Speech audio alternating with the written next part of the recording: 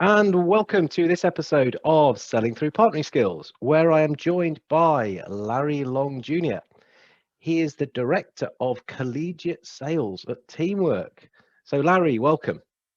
Thank you for having me. What's going on, Fred? Happy to be here. Cheers.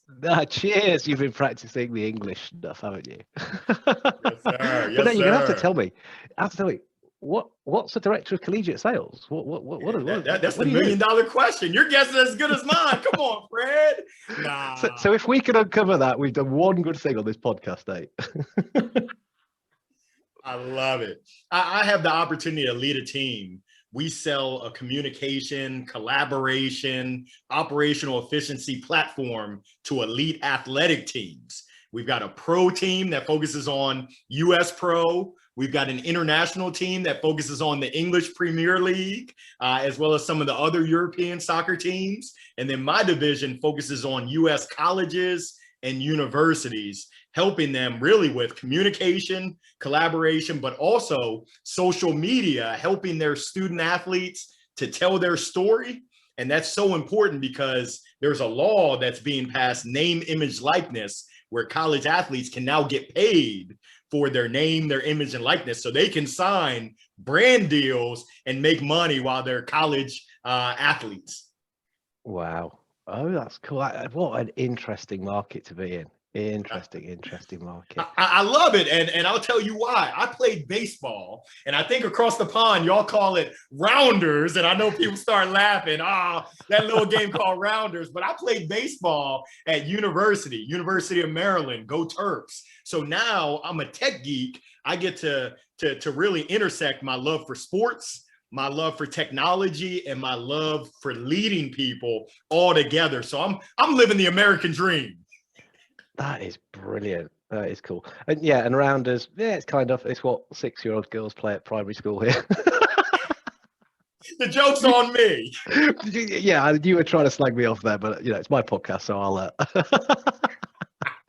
Oh right. Oh no. So look, it's really cool. So you got a team. You talked about collaboration, about how you sell in collaboration, and for me, collaborative selling is the way ahead. That's how we need to be operating these days, modern sales.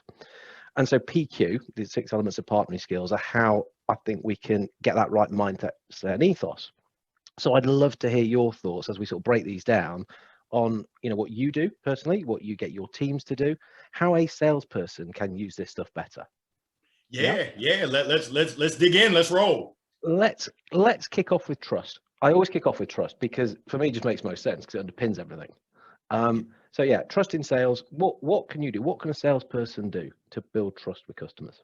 Yeah, it's all about your actions. Everyone talks about it. We're trustworthy. We're the best. Well, show me what you're working with. Everyone talks about it. So it's really your actions. And I call it say-do ratio. If you say you're going to do something and you do it, you're now 100%. If you say you're going to do something at a certain time and you don't do it, that's now called the say-do-do ratio. And that's never a good thing to be say-do-do ratio. It's like, hey, if you tell me you're going to do something, you gotta show and prove. And if not, you need to at least communicate with me. Because what happens so many times, sales professionals, and I use air quotes, they promise something and then they disappear. No, you've got to own it, take ownership. And we talk so much about how we care. It's kind of like my wife says, hey, you tell me that you love me, but show me that you love me by going down and doing the dishes. As a sales professional, I can show you how much I care and how much I love you by doing my research, by being prepared, by being on time, by thinking through what it might be that's on your mind, by asking the questions. And then I'll tell you this, Fred, my word for 2021 is listen. So many times we want to share how smart we are and we just blow all this hot air out there. No one cares. They care about what matters to them. And if we don't ask the right questions and shut up and listen, we miss it. That's cool. That's the episode. It's also quiet. It's also calm. There's a Bjork song like that. But and do you think often more inexperienced salespeople are worse at it because they want to try and show that they know stuff and they're full of this enthusiasm. They think that's what selling's about. They think, we say in English, the gift of the gab, blah, blah, blah, blah, blah. And actually, they're not doing themselves any favors. I would actually, I'm going to challenge you there. I've seen experienced sales professionals who have all this knowledge and they think they know it all. They think they have it all figured out and they make assumptions. The best sales professionals, I don't care if you're new in your career, I don't care if you're in the middle, I don't care if you're at the end. The best sales professionals ask the best questions and they listen. They listen to understand the motivation behind it. Because let's keep it real, every organization, every prospect that we speak to is different. And we might want to group them and say, oh, you're just like this one. Well, not exactly. If you listen, you're going to understand the nuance and you're going to, I'm a big believer that sales is playing matchmaker. You're matching what you have, whether it's a product, a service, a thought or idea with someone else's needs, wants, desires, hopes, dreams, aspirations, challenges. And you can't play matchmaker if you don't understand what they want, why they want it, what they need. So that really comes down to, and I would say I've seen a lot of experienced sales pros that just are sloppy because we all know that we're supposed to listen, but Fred, saying ain't doing. Yeah. Knowing ain't doing. I know that I'm not supposed to eat fried food, but last night I was eating some fried chicken. Don't tell nobody else. It's secret safe here. Nobody's going to say anything, mate.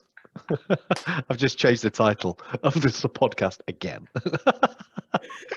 So not the fried chicken podcast. No, but you're so right. There's the kind of the inexperienced guys are like, oh, let me try and talk about all this stuff I don't really know. And then the experience is, I know all this. Yeah, okay. It's just like when. And it's tough. It's tough. But yeah, you're right. I like that. Sales is a matchmaker. We've got to deliver on the needs, the wants, the desires, the dreams. And then I'm going to move us on into the next one because this is all these elements are linked, which is that concept of win-win.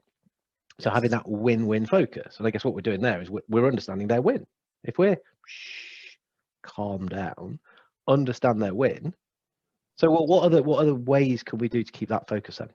Yeah, well, number one, we want to hear from them. But number two, and I think this separates the great from the good, is we should understand what's going on in their market. I'm a big believer that as a sales professional, I should be your trusted business advisor. And instead of us being on opposite sides of the table, I'm now on your side of the table. Now, how do I do that?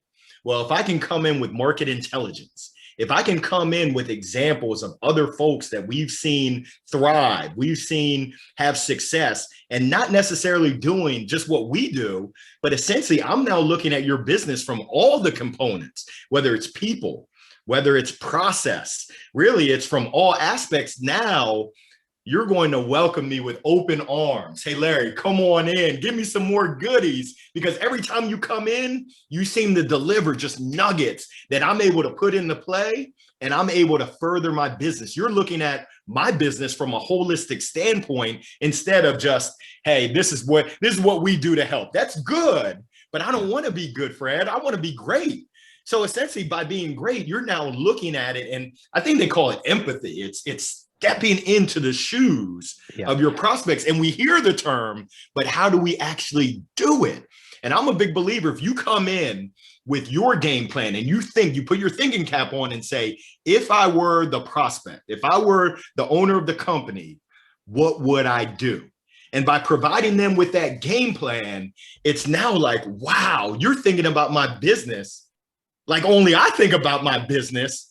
I like you. I trust you. I believe in you, that you really care about me. And you're not just spreading that commission breath. So many times we have that commission breath and it smells funky. Just like the say doo-doo ratio. People can smell BS from a mile away, but now you're coming correct. And you talked about win-win. You're now helping me win, which in turn is going to help you win. And I'll call it win-win-win. There's a song, all I do is win, win, win, no matter what. It's a triple win because we all win. And when you help your clients win, they now provide you with other people. They're happy to share with other people that you can help win as well. And I think that's something that a lot of sales professionals neglect is making the ask of who else should we be speaking to? Which one of your colleagues should we also be talking to that we can help, just like we're helping you? Yeah, no, it's so true. It's interesting. I mean, there's a theme already, and this is really walking the talk. In fact, you're also saying just don't talk. Don't talk, shut up, and then do stuff. Because you used a phrase there which can really get on my nerves, which is the trusted advisor. Not that I have a problem with it. I love that as a salesperson's ethos, their mindset. That's what you should do. But when you rock up and go, "Hey, Larry, I'm going to be your trusted advisor," no, I'll be the judge of that. You don't. If you're a trusted advisor, show me the goodies, give me the nuggets. Then I will bestow you that title. I'll give you the little garland. You don't decide it. I do. And it's, as you said, oh yeah, he's coming, brilliant, come in. You always give us good stuff rather than like hide, ducking below the window, going, oh no, he's he's coming back. I don't want to speak to him. Yeah. Dodging and weaving like the coronavirus. It's just like, oh, I'm not here. Well, I can see you. No. No, you're right. Win. Love it. So, I mean, yeah, it's connected into the next element I want to talk about. And you're talking about it now, which is that concept of interdependence. Salespeople can be quite independent, and we sort of cultivate that to a degree. So it can be quite lonely. It was when people are out on the road. Now you're at home, you're surrounded by people. But no, interdependence. Give me your thoughts on that, please. Yeah, well, we're lucky. We practice team selling. So we sell in teams, and our name is Teamworks. We're a bunch of former athletes.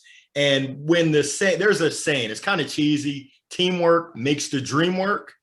I'm here to tell you that it really does. I don't care if you think it's hokey, it works for us. Because now instead of one voice, you now have a second and a third voice. You now have a different perspective on each call. And essentially, it just allows us that diversity to go in and accomplish the goal of how can we help our client? How can we help our prospect accomplish their goal? So the interdependence for us is we're working as a team and we get paid as a team. Some people don't like it, but we have a team quota.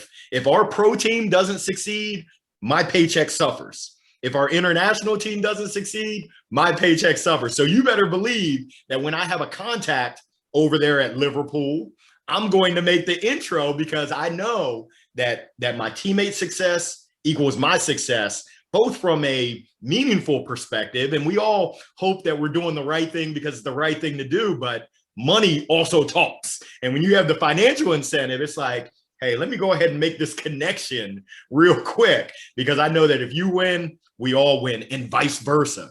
And when you're selling as a team, and once again, I'm a big believer that team sports is the best. You have a bunch of individuals, kind of like soccer, kind of like rugby, a group of individuals all trying to get on the same page to have that same goal. It's a lot better than being a lone wolf. When you're out there as a lone wolf, like you said, it can be lonely. And I believe that you're missing out on different perspectives. Hey, instead of zigging, let's go and zag right now. That's the right play. Love it. You distracted me a bit though, because you started singing. I've now got money talks, but it don't sing and dance and it don't walk going through my head. What have you done to me? What weird hypnotic language patterns are you using? No, but so right, and how do the guys use each other then? I mean, you talk about, if you've got a contact, if you can share that. But let's say I'm working on a certain deal or something. Would I just literally reach out, hey Larry, look, can you come and have a quick look at this for me? Is that what the guys do? Now, we do that, but we pull each other in on demos. When we're on a demo on a Zoom, we're going to have 2 or 3 reps on that call, and we also cross-pollinate. So essentially, my reps on the college side, they'll join international calls to give a different perspective. Let's say we're talking about the All Blacks, the rugby team. I know you're not a big fan, but let's say we're talking to them. I am, because I told you we beat them last time we played them, so it's okay. You can carry on with this line. I love it. Zinger. But essentially being able to provide a different perspective of, hey, did you know that the University of North Carolina is using our solution to help with COVID screening before their athletes come in? mind blown. Wow. So I call it cross-pollination in terms of what we're seeing and being able to share that really across the org. And I'll be honest with you, we still have work to do. We do a good job, but we're not trying to be good. We're trying to be great, kind of like Tom Brady, who plays the American football. He's great. We want to be great. So we're all trying to up-level our skill. And especially in the virtual, we're trying to figure out how can we get even better with what we do. Brilliant. I can really see that coaches love that approach. And if when you explain to them, yeah, we're doing it, we want to get better. We learn off each other. That guy's more expert in this area, but it could be relevant for you. Because that's how they do. I'm thinking of, past England rugby coach. He'd got all sorts of different coaches. I think he got a judo coach because about throwing people around on the floor. He'd got an eyesight coach to improve peripheral vision. He'd got a coach from, I think it was American football actually, to do something specific about what they did. They will pick the guys who say, that is going to give me the edge. That's what I want. So you demonstrating that's how you think. They're thinking, well, we like you already. That's right. And it's in the little details. The little things mean so much. I'm going to give you something tangible that we do.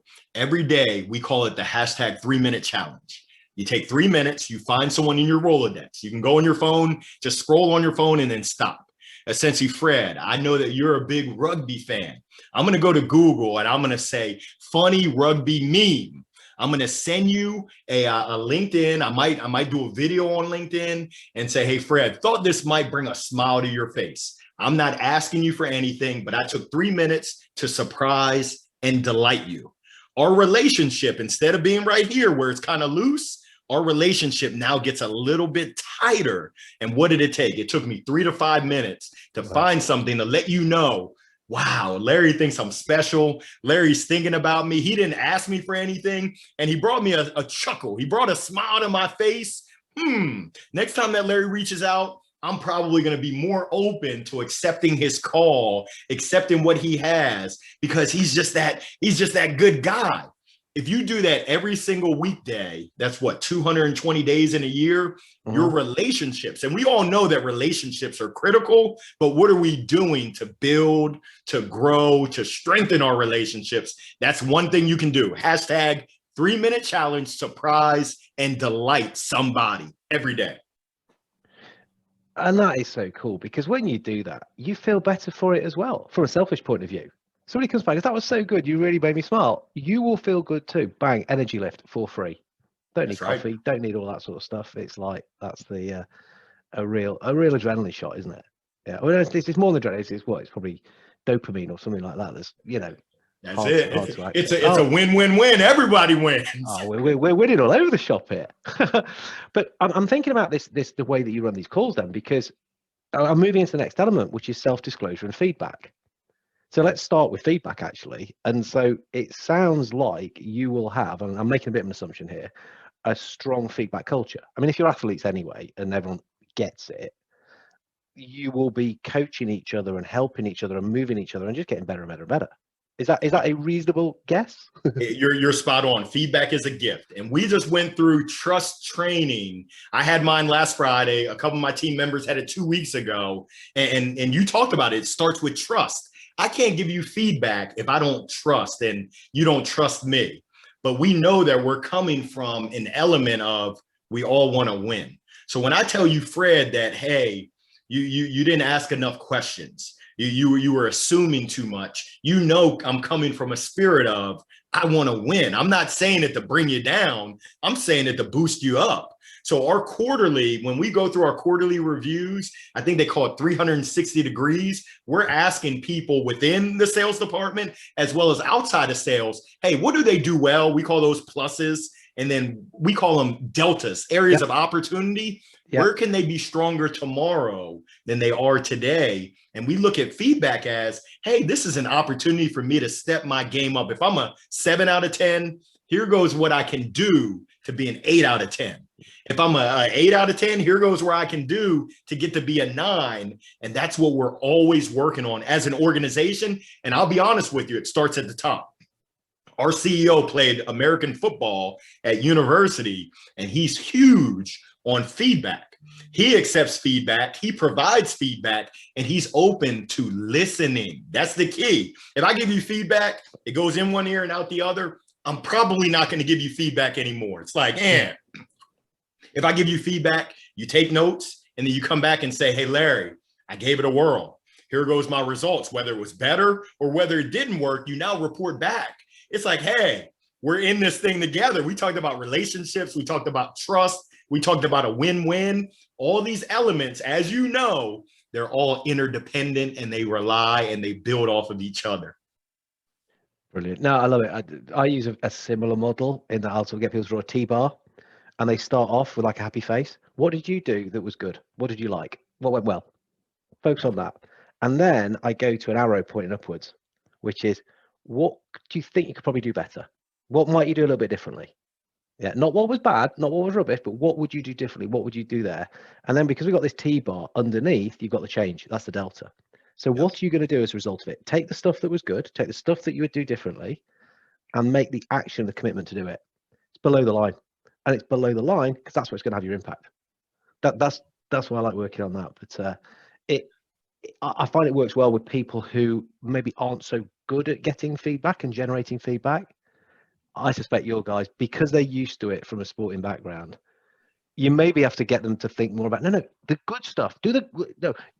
Yes, we can come to the negative. The good stuff. You were good. You did some really good things. But a really high performing people often just look at the bad, don't they? It's funny. It's funny. And that's why I love working with athletes, because they're used to being coached pretty tough. If you think about your coaches, I don't know too many basketball, baseball coaches that are like, oh, come here, let me give you a hug. There's not too many hugs being doled out on the court, on the pitch, on the field, but there's some tough love that's going on to shake you up. And we don't do that in the office, but we have high expectations, and we know it takes every member of our team to have success. And that's why for us, hiring is so important. We hire the right people with the right mindset of growth, and they're not afraid of mixing it up. We are always pushing on innovation. Well, hey, we've done it like this, but is there a better way? And no one's feeling, I don't want to hurt your feelings, but I'm trying to win. So if I hurt your feelings, sorry, but we're trying to win, no matter what. I'll do it with the right intent. I'm trying to help you because you will win as well. Come with us, sort of thing. But I guess they use that sort of thing. So the guys you're hiring have no sales experience. Is that some. Okay. We've had some that have sold tickets, athletic tickets for baseball. We have some that have worked in basketball departments, but a lot of times they don't come back with traditional SaaS and software sales experience, but they come in with a mindset of, I'm here to learn. Yeah. I'm a clean slate. I'm a sponge, and I'm ready to rock and roll. I've got a guy on my team that played for the Houston Texans in the NFL. And he said, as a rookie, he was learning so many different things. That playbook as a professional looked different than it did at university. So essentially, he's come in on my team, and he's had that same mentality of, I'm going to learn, I'm going to work hard, I'm going to learn some more. And he's already been promoted and is having success on what we call enterprise sales, selling the athletic departments. We have some reps that focus on teams. So they'll call on men's soccer, women's soccer, football, men's basketball. We have others that focus on the entire athletic department. And essentially, if you have that mindset and you're ready to work hard, the opportunity will present itself. Brilliant. So, yeah, I was just thinking about the playbooks. Is that because at university, at college, it's not so thick, and then you go professional, it's like, right, now you've got to learn all this stuff. The complexity. Yeah. And that's just the first quarter. We've got another 3 for the next quarters as well, mate. Oh, yeah, because it's big time. Yeah. Welcome to the big leagues. Yeah. Yeah. Oh, cool. So again, we keep moving through these elements of PQ because it's fascinating insight that you're bringing the sports stuff in. And, you know, I am a big sports fan. You're right. Comfort with change. Comfort with change is a big one for salespeople. So again, what are your thoughts, Larry, on that? If and I'm not the smartest brother in the world, but essentially the only constant in this world is change. And this last year has shown us that if you're not open to and you're not flexible enough to change, you will not survive, you will not thrive. And that's one of the things. When you're an athlete, halftime, you're making some adjustments. In the third inning for baseball, you're making adjustments to that pitcher. We've got a team that's flexible. We've had so many changes, but we also realize that, hey, there's some things we can't control. I can't control the coronavirus. I can't control the protests, the politics. It's all good. I use an acronym called EAT, E-A-T. I can control the controllables. I can control my emotions. I can control my actions and my attitude, and I can control how I treat other people. Outside of that, I can't control anything else. So if I put in the work, if I go in and I control my mindset, I'm good. I'm going to trust the process, and the result, whether we win because we do keep score or whether we don't win, which is lose, I know that I did everything in my power to give myself the best chance at success. And if I don't have success, you know what? As an athlete, I'm going to brush my shoulders off. I'm going to get back at it, and I'm going to make sure that I'm changing to the changing landscape and environment that we're in. And it's changing every day. I mean, the speed of change of business, of sales is every single day. And if I don't step my game up, I'm gonna get lost behind, and I'm eventually gonna go extinct, disappear. Yeah, no, 100%. Love it. Again, this professional, I can hear the professional sporting mindset behind this. Control the controllables. I mean, that's what you hear people talk about. What's the point wasting time and effort and mental energy on the stuff that you can't do anything about? But people spend so much time. Just have a scroll through social media, and you're like, stop it, do yourself a favor. And then think, well, I can't control that. Now I'm doing what you're doing. Get on with my own stuff. And the process. Trust the process. It's been designed for a reason. We've thought it through. Yeah, unless it's a very, very good reason to change it. And let's all discuss it, because we're all looking to gain. If we think we can tinker with that, definitely. That's right. Love it. And of course, as salespeople, we're selling change anyway. So if we're not comfortable, if we can't manage it ourselves, what right have we got to go talk to somebody else about it? So, and that's our biggest competitor for us is change. Yeah. It's kind of like I don't know. Did you used to have a BlackBerry? I did, yeah. With a little trackball. It made me feel really important, like a proper businessman. That's when I set up my first business myself, so I get BlackBerry. Yeah. Can you imagine going back to the BlackBerry now? Wow, it would just be weird, wouldn't it? It would stink for me. I mean, I love my iPhone, but essentially people are resistant at first because change is scary.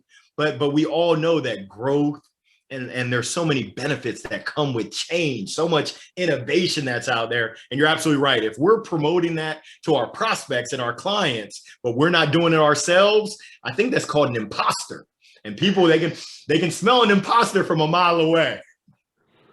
It's probably worse than an imposter, to be honest. It's just for me, you just got no right in being there if you can't. I mean, it's not easy, but love it. So, the last element of PQ, future orientation, which again you're already touching on. The things are so linked that we do touch on all of them at once, but we have to kind of go through in order. So, future orientation, again, what's your thinking on that? I'm going to be honest with you. This is one that I've been challenged with. Because I'm kind of wired. I've been wired to short term right now. How do we win today? How do we win the week? How do we win the month? One of you call them deltas, area of opportunity, is Larry.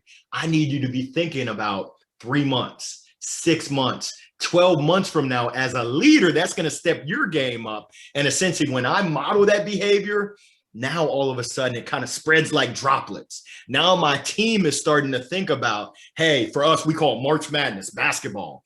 What happens if March Madness gets canceled again this year?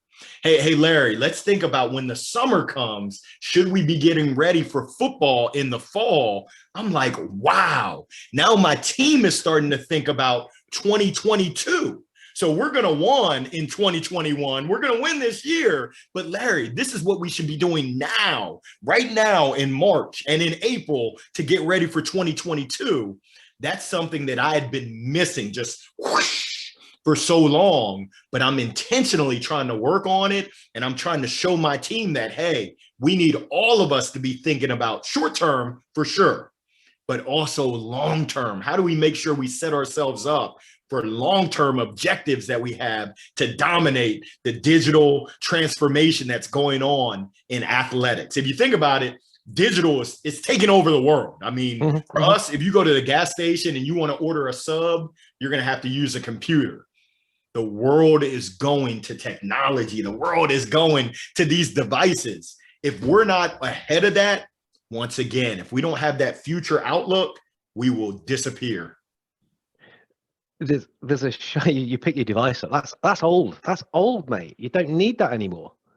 Honestly, there's a shop just opened in London last week where you go in and you pick things off the shelves and you walk off. Wow. You don't scan it. You don't do anything. It tracks you round the shop, knows what you picked up because of the weight of it. You put it in your pocket and off you go. And it charges your bank account. That's amazing. Yeah. Amazon. An Amazon shop, but you don't. The only thing, you're going to scan it. No, so you don't even need your phone. You just walk in and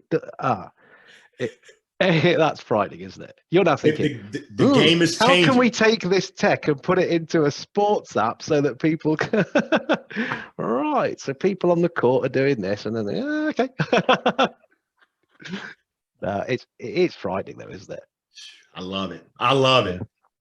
But interesting that, and you're very honest of you to say you have the short-term focus and to just shift it out a little bit, which you know the logical brain is saying, of course it makes sense to do that, but it's just harder to because you're not so wired for that. Yeah, and I'm so focused on hitting goals now. I'm looking at the scoreboard because that's why I love sales. We keep score. Yeah. So whether you like me or not, as long as I'm doing it the right way with integrity. Check the scoreboard. Hey, I'm winning. Hey, Larry, shut up. Nope. I'm going to be loud as possible. Check the scoreboard. But essentially, it's more than just a scoreboard right now. It's, hey, are you building to have a long-lasting and consistent dynasty over a period of time? And that requires that forward thinking, that putting that thinking cap on and envisioning different scenarios.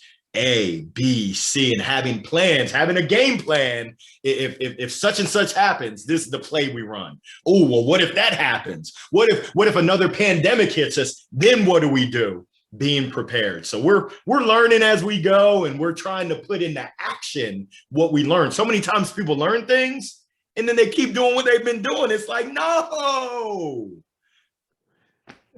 Brilliant. I don't know why. I just get the feeling that your team probably hear, check the scoreboard.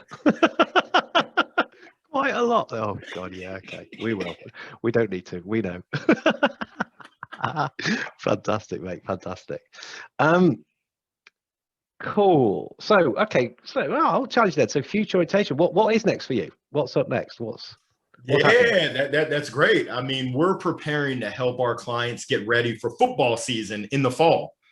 And the conversations we're having is, will fans be in the stands and at what capacity? Because if they're 50% capacity, it's going to be tough. I mean, you think about 50% revenues, that's tough. So we're thinking through how can we help replace 50% of revenues, fundraising. We're now working on a fundraising module to say, hey, if you lose 50% of revenues, can you replace it by reaching out to your alumni, to your supporters, and asking them for gifts? Hey, we provided you with entertainment. We know you're a big fan of ours. We know that you got the pink bat. Will you donate? Will you donate to support us through this? And we're making it easy where all you got to do is click a button, boop, and that $1,000 now comes over to our program. So we're looking at different ways that we can really empower our clients, empower their clients, the student athletes, to make sure they have the best experience. I mentioned it before, social media, name, image, likeness. If I don't know if you know Zion Williamson, who used to play basketball at Duke, but essentially there's a lot of brands that would have loved to have Zion represent them and say, hey, If you like fried chicken like I do, it's bow time. Bojangles would pay money. And I think over there, you guys have what? Is it called Nando's, the chicken spot? Yeah, I know my chicken all across the world. Clearly. So we're just thinking of where can we really impact the most to help our clients survive and thrive. Brilliant. Okay, question for you then. Because you used a couple of interesting piece of language there. So let's say we're allowed, you and I can jump on a plane and we can go and help out people probably less fortunate than ourselves. Yeah. Do we go to Africa, Asia, or Latin America? And why? Where do we go? Where are we off to, Larry? Yeah, you can't lose if you're going to help people. My wife is from Argentina, so Latin America. Yo hablo un poquito de español. Entiendo mucho, pero habla un poquito. So I'm partial to Latin America, but I believe people are people. Of course, the motherland, Africa, would love to help out those that are in need. There's those that are in need in Asia, in Europe, in the Americas. So essentially, we're hopping on a plane wherever the biggest need is and wherever the biggest impact that we can make. And I believe I'm on a mission. I didn't tell you this before, Fred. I'm on a mission this year. My goal is to impact 1,020 individuals for the positive. And you might say, why 1,020? Well, I first said 1,000, but we keep score. And I looked at it, I broke it out by month, and 1,000 is 83.3. I said, oh, 83.3 doesn't look good on my scoreboard. So I said 85 people, individuals per month. That's 1,020. And I'm keeping score. I've got it right here. In January, I helped 126. I was 148% of goal. I haven't tabulated my score in February, but I'm pretty sure I beat 85. So I'm on a mission to impact individuals' lives each and every day. That's what success looks like for me. Brilliant. Well, in that case, we're going to add some people to that list. Because the reason I asked the question is that I'm a member of B1G1, which is buy one, give one. And it's a way that I can do business for good. And so what I want to do is, as a thank you for you coming on this, is to make a donation to them. Wow. What they do is they align to the UN Sustainable Development Goals, the 17 development goals, and I align to number 4, which is education. So Wow. depending what your answer was going to be, I would make the donation to either something in Africa, Asia, or LATAM. And the LATAM one that I've got keyed up, ready to go, is to give business training for women in Guatemala. So we will sort out a couple of individuals with a year's worth of training, and then you can pop that in the March scoreboard. That's amazing. That's a pleasant surprise. I wasn't expecting that. Thank you.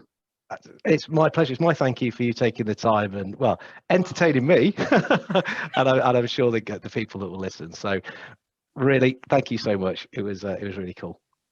Pleasure was all mine. Cheers. Cheers, Larry.